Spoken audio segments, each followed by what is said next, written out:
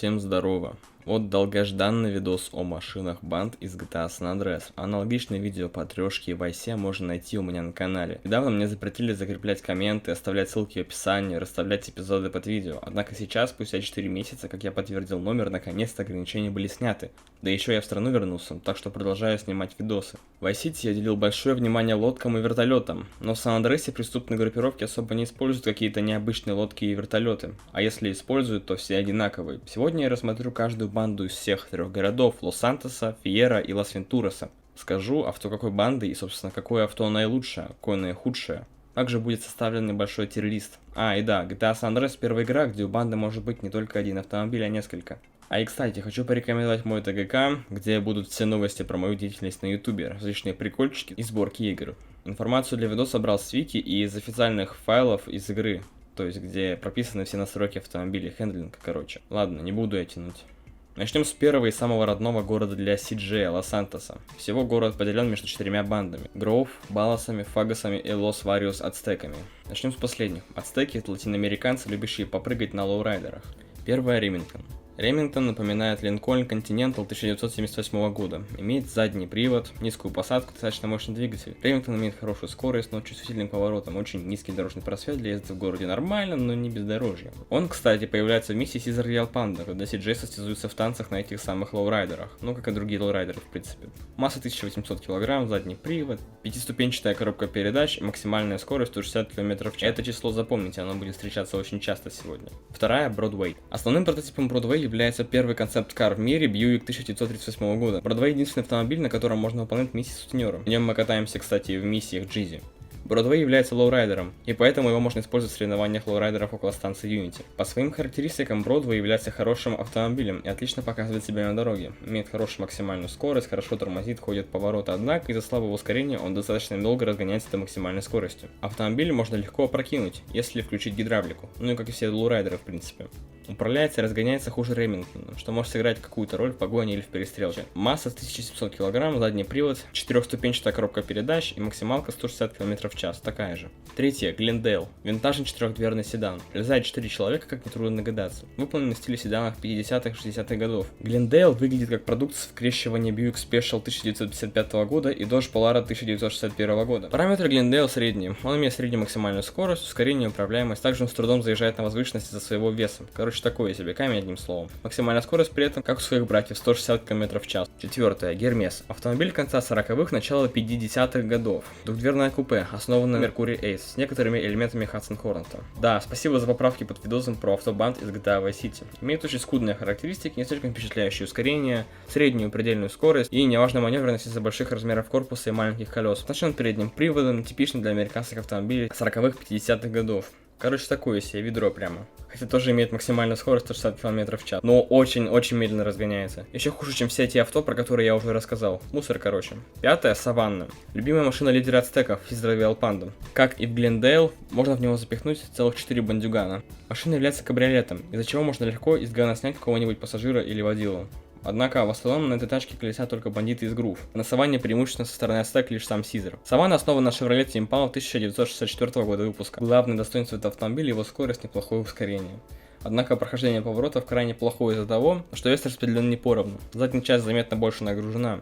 Это легко заметить при включении нитро. А так, эта машина лучше своих собратов по лоурайдерству, более быстрым разгоном. При этом имеет массу всего 1500 кг. На этом все автомобили ацтеков заканчиваются. Раз уж зашел разговор про Саванну, то расскажу вам про еще одну банду, которая использует эту тачку. Как я сказал, это Гров. Про Саванну я повторяться не буду, лишь скажу, что она очень распространенная среди грувовцев.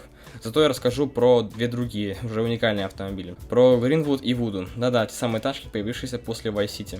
Greenwood — это 4-дверный седан. Это реально хороший выбор для банд в сфере бюджетных хороших автомобилей. Хотя скорость и ускорение немного не доходят до идеального уровня, но по сравнению с автомобилями со сходными характеристиками, у Greenwood более хорошая управляемость. Для Гетто это очень достойный кандидат. Хотя имеет достаточную массу, все равно в качестве набора скорости является одним из самых эффективных и прочных авто для драйв-байев. Имеет тоже хорошую такую максималку, 160 км в час. Масса 1600 кг. Вуду — это тоже лоурайдер, но почему-то больше он приелся именно членам банды Гроув. Двухдверка. Где он на основе Chevrolet Impala 1959-1960 годов. Voodoo имеет весьма хорошее управление, ускорение и скорость также хороши, но автомобиль очень чувствителен к поворотам. Гидравлика при небрежном использовании может перевернуть автомобиль, прям запросто. Кажется, что этот автомобиль какой-то огрызок саванны с крышей. Максимальная скорость, попытайтесь угадать, вновь 160 км в час. 5 передач, а масса 1800 кг. Такой обычный автомобиль, из минусов его поворота, а также двухместность. Я рассказал про Grove, теперь время рассказать о их злейших врагах, о Балласах. У них всего две машины для постоянной езды, одна двуместная. Это Majestic. Majestic двухдверная машина.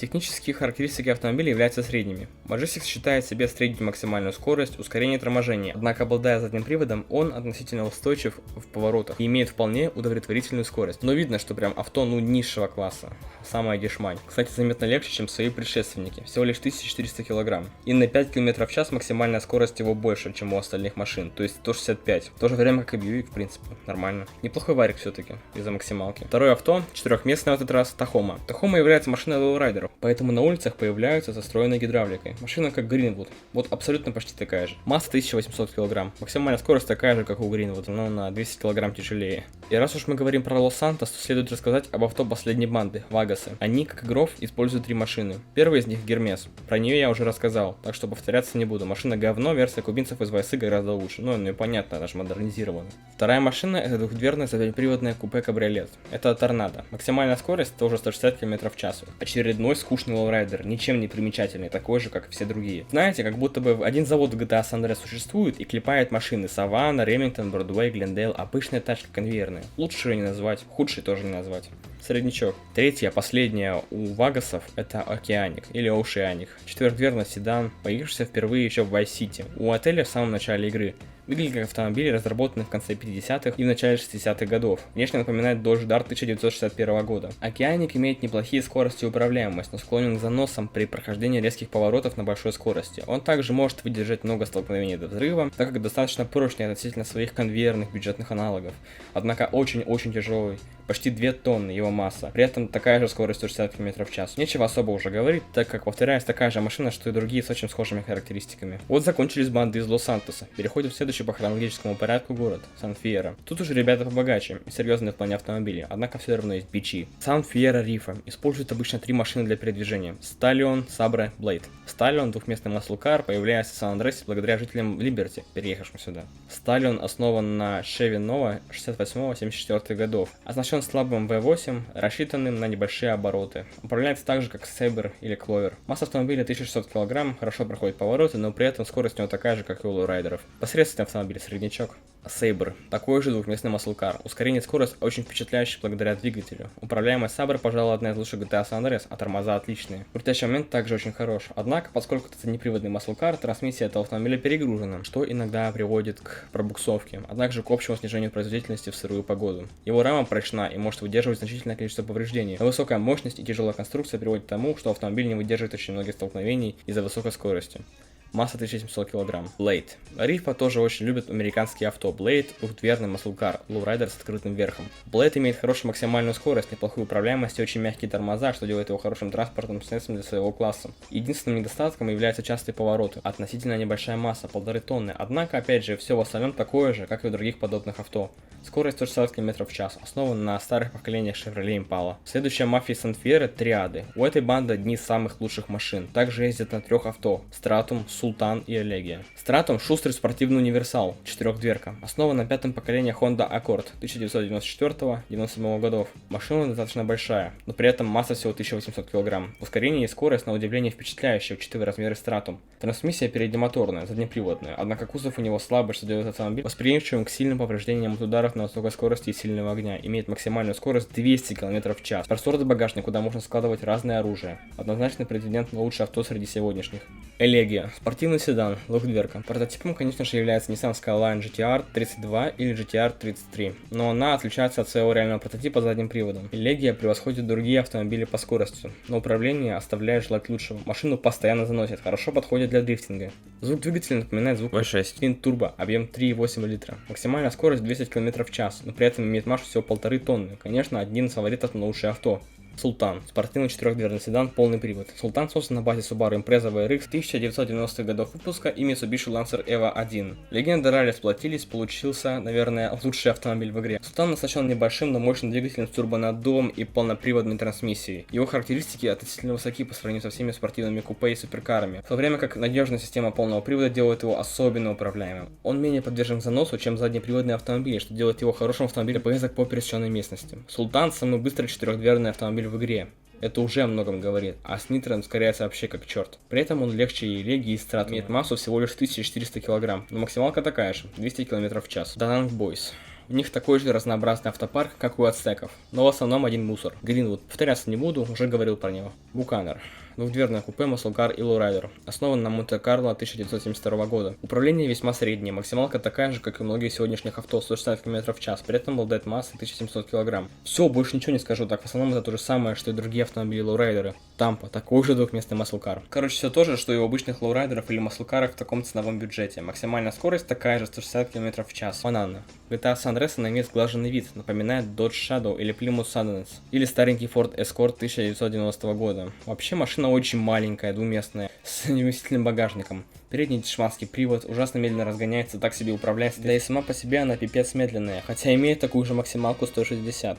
Зато она легче, имеет массу всего лишь какую-то жалкую тонну. Лично мне кажется, отвратный автомобиль, как и Бравура, уж слишком медленно разгоняется. Sentinel. GTA San Andreas Sentinel напоминает BMW E32. Быстрая четырехдверка. GTA San Andreas, в отличие от трешки и Vice City, Sentinel отличается довольно тугим управлением по всем параметрам. Обладая достаточно мощным двигателем, Sentinel развивает прилично максимальную скорость и ускорение, несмотря на свой большой вес и возможность перевозить 4 пассажиров. Максимальная скорость больше, чем у обычных машин банд, 165 км в час. Неплохой достойный конкурент, при этом имеет массу 1600 кг. Хорошая бричка. Санчес. Мотоцикл единственный, используемый бандами. Может составлять конкуренцию в плане проходимости самому Султану, ралли-кару, но все-таки это Санчес, это мотоцикл. Покупая автомобиль, человек вступает в очередь на смерть от аварии, а покупая мотоцикл, ускоряет свое продвижение в этой очереди. Быстро разгоняется, имеет максимальную скорость 186 км в час. Это очень открытое транспортное средство, малейшая ошибка на котором повлекет и смерть пассажира, и смерть водителя. Не говоря уже о том, что вы становитесь очень легкой целью для стрелков. Короче, нормальный транспорт выше среднего. С бандами Сан-Фьерро мы покончили. Теперь очередь самого скудного города в плане банд. Синдак, Форелионы и это Лас-Вентурас. Все они в игре только ради казино Калигулы, а так они из Либерти, про банды которого видос я уже делал. Все три банды используют следующие машины: Фельдсер, Sentinel и Адмирал. Про Sentinel я уже рассказал. Адмирал — это четырехдверный седан, дизайн основан на Mercedes-Benz VS123 и практически никак не меняется прям до GTA San Andreas, о которой я сейчас и рассказываю. GTA San Andreas производительность Адмирал в целом является приемлемой, легкий вес, хорошее ускорение, масса 1650 кг. В целом это то же самое, что и Sentinel, только чуть-чуть потяжелее и имеет такую же максимальную скорость. Управляется лучше бумера, так что так. Последнее, на этот раз эксклюзив.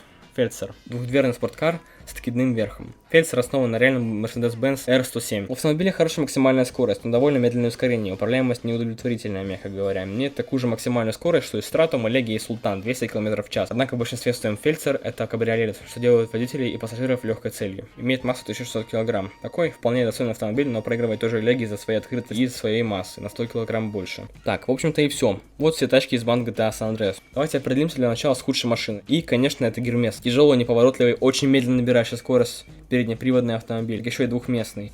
Мне кажется, тут все очень очевидно и говорить даже не надо ничего. Чуть лучше оказалась Манана. Она хотя бы не такой уж тяжелый кусок говна, всего тонна. Это не сравнится с Гермесом. Затем вот тут все лоурайдеры. Конечно, они уже не такие плохие, как Гермес и Манана.